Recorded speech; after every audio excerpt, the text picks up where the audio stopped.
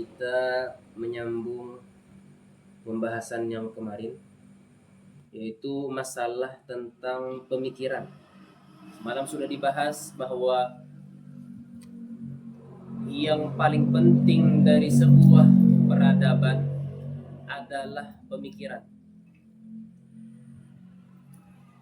Dalilnya semalam, argumennya, apabila suatu peradaban memiliki pemikiran, walaupun sumber dayanya itu hancur, selama pemikirannya kada hancur, maka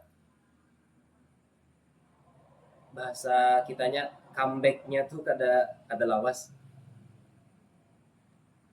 kembalinya tuh kada lawas karena pemikiran kada hancur. Contohnya kayak Hiroshima, itu kan hancur dibombardir Amerika nih, tapi pemikiran buhannya untuk membangun suatu negara, suatu negeri yang maju, itu kada hancur.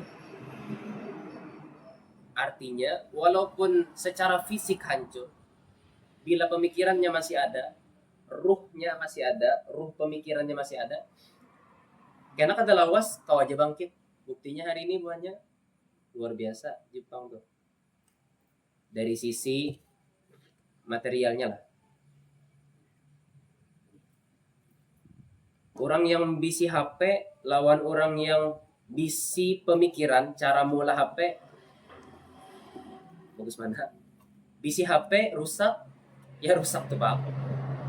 Tapi orang yang bisi HP, walaupun HP-nya dirusak berkali-kali misalnya, selama ini masih ada pemikiran, cara mulahnya, nyaman aja keseninya.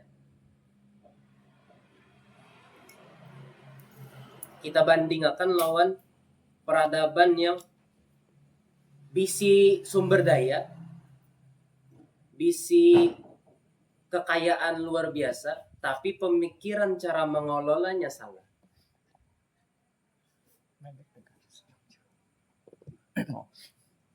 Pemikiran cara mengelolanya salah, negara yang kaya apapun itu tetap miskin jadinya. Contohnya hari ini, misalkan karena ada kamera kali ini,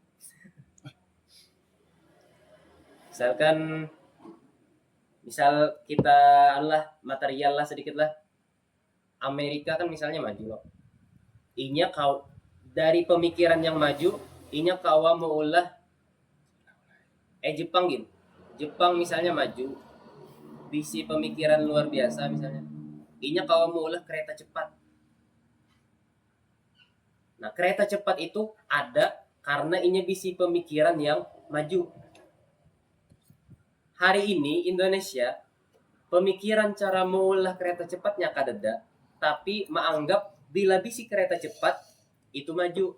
Itu pemikiran yang salah. Hari ini Indonesia gitu cara pikirnya, bila bisi sama orang maju berarti maju juga, padahal yang mengolah tetap asing, orang luar.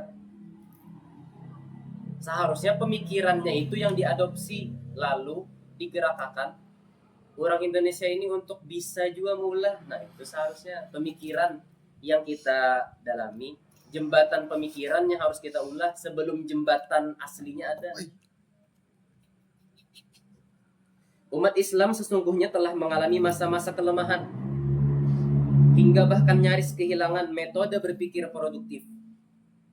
Manusia hayawanun natik, manusia adalah makhluk yang berpikir, tapi berpikir ini terbagi dua, ada yang produktif, ada yang non produktif.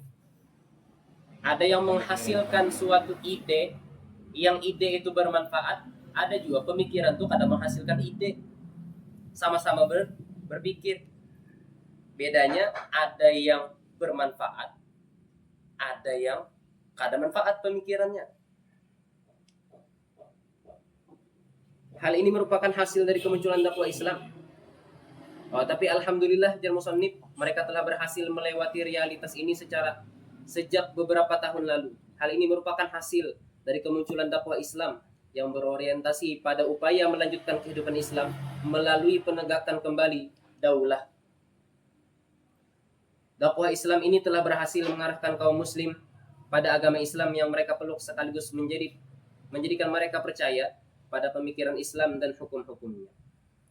Hari ini Islamnya itu ya'lu wala yu'la alaih. Islam itu menang. Islamnya pasti menang.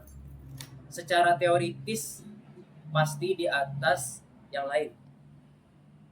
Secara konsep, baik konsep hukum, cara mengatasi mental health, Al-Quran tuh paling bagus dah padahal. Tapi masalah hari ini, kenapa kita tetap miskin dan sebagainya. Al-Quran bisi metode untuk menghilangkan kemiskinan. Ada. Al-Qurannya ada. Islamnya ada menjawab itu. Tapi hari ini kenapa jadi muslim kalah? Karena muslimnya, cara berpikirnya kadang mengikut Al-Quran. Jadi yang kalah hari ini bukan Islamnya, tapi muslimnya, karena kadang menerapkan Islam. Hari ini aja kita sekedar ibadah mahdoh aja, kawan. Ibadah yang hubungannya ritual aja, yang secara ritual aja. Bulik pada masjid, ekonominya kembali ke ekonomi orang, kada kembali ke ekonomi yang Allah ridhoi. Nah itu kita. Politiknya politik buhan yang kada jelas. Padahal Islam mengatur politik, mengatur ekonomi. Apabila ritual aja sangat hati-hati, sangat detail, apalagi masalah ekonomi. Contohlah, orang nih masuk ke WC aja diatur loh. Atau orang sembahyangnya diatur.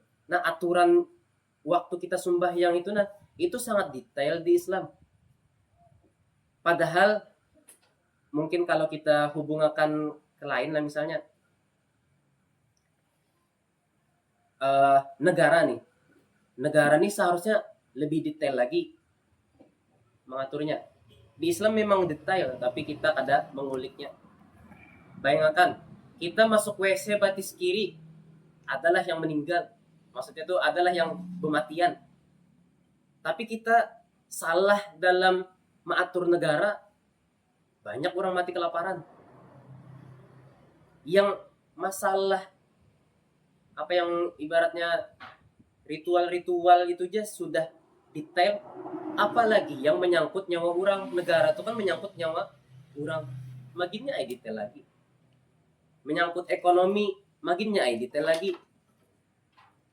Karena jar Nabi, hampir-hampir orang yang fakir itu kafir.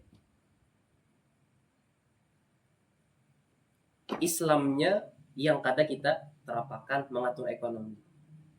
Ekonomi yang berjalan hari ini ekonomi kapitalistik. Sudah bertahan berapa abad? Satu abadan loh.